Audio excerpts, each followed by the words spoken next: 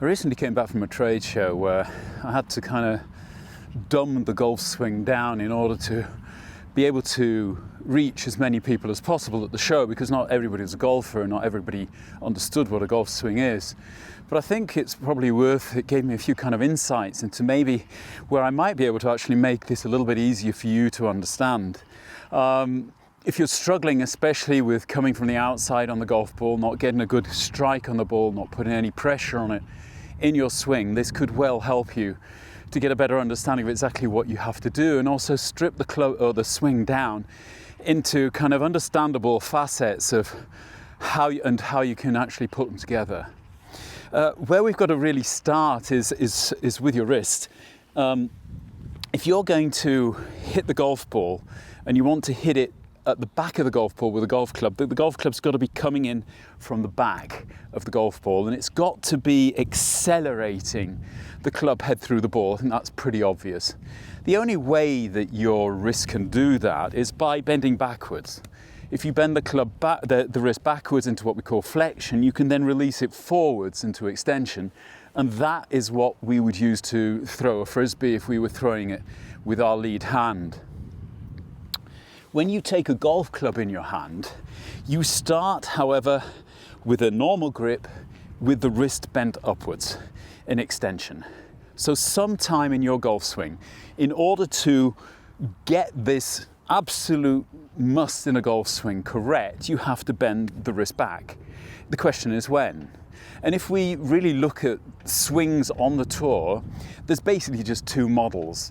You've either got what we could call the Jon Rahm model, which bends the wrist back immediately in the backswing. So as he takes the club back, he bends the wrist back. And you have the Rory McIlroy version, where he doesn't bend the wrist back until the downswing. So why does Rory do it differently to John, and which is right and which is wrong? Well, the fact is they both work, so maybe both are right. Which is right for you? Well, if you look at Jon Rahm, he's a pretty big chap and he's quite strong. If you look at Rory, he's also quite strong, but he's a pretty small guy. So Rory is probably trying to get as much speed as possible. And this is the reason that what's happening in Rory's swing is he's actually lifting the club higher than John, because what he's doing with his wrist is he's leaving it in extension to a certain extent and hinging it back, and he's going into what we call radial deviation. The problem with radial deviation is you can't bend your wrist back. You've got to be in ulnar deviation in order to bend your wrist back. So what Rory's doing is he's lifting the club up using this hinging of the wrist to get as much swing as he possibly can, so he can accelerate the club down here.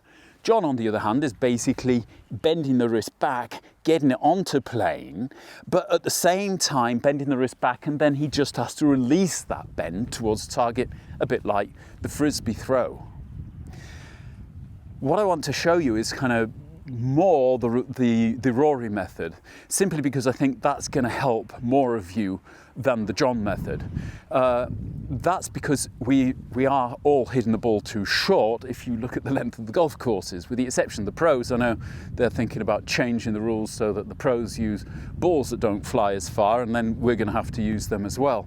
Our problem is really hitting the ball far enough, so we need as much acceleration of the golf club as humanly possible, which basically means when we take the golf club away from the ball, we can keep this kind of light extension in the wrist, even to a point where at the top we still have extension. And if you look at the majority of professionals at the top, although at the top of their swing it looks like they've got a straight left wrist, if you look at it from this side, you can actually see there's a little bit of extension still in the wrist, 4 or 5 degrees at any rate. Then something really peculiar happens, because what the pros then do is release that angle but build the second angle. So they're releasing the deviation and creating flexion. And that's why from the front camera it doesn't look like an awful lot has changed as they start their downswing. There's no massive change in the angle of the golf club to the arms. But the feeling for the golfer is that, as if they were throwing it away, because they are actually losing or releasing angles here. So, short thing is they are releasing the club from the top, but they're only releasing one angle. And as they release that angle, they're creating the next one that they use to drive the club forward through the ball and to keep pressure on the shaft. When they get to the top, then releasing here, the sinking of the arms and the turning of the hips will actually keep pressure on the club. Because they have actually got the club or the wrist into this flexion, you can see that that actually lays the club flat, gets it actually behind them, at the same time rotates the club face. So the rotation of the club face down towards the ball, both of which mean you now have to turn. If you don't turn from here, the ball is not going straight and it's not going along the target line. In the past, I think a lot of you have probably been told off for not turning. Your hips aren't turning, you're too stiff, you're too old, you're too stupid for the game. And that might well be the case. But if it's not, if you are actually quite intelligent chap or lady and you can't really understand why you're not turning because it all seems to work perfectly well when you haven't got a club in your hand, then it could really be this problem. If you are doing the general things of pulling down on the club, which is making it steeper, which is keeping your wrist in extension and opening the club face, then turning your hips will just make it worse. So it could well be that intuitively you know you can't turn and so you don't. And you end up with this chicken wing and looking rather silly and the ball just basically being spooned down the fairway. I believe that if you can get yourself releasing the golf club earlier, and I'll do another video to explain this a little bit better, getting the feeling of letting the hinge in your wrist go, but creating the flexion in your wrist at the same time, then the club, if you don't turn, will be simply too far behind you. You also want to have a feeling of pushing the club away from you, back away from the target, and turning back to get the club coming down the target line, despite of this action that you're doing with your wrists and your hands. And that really does mean we're going to break a couple of golf laws here. We do not want to have the feeling, at least actively, of starting the rotation with our hips.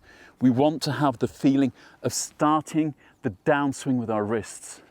If you extend your wrists, you have to use force, apply force to the grip. In order to do this, the hands are getting force from the arms from the shoulders from the hips from the legs, and the legs from the ground. So I would contend that if you do this, your feet and your hips will work by themselves.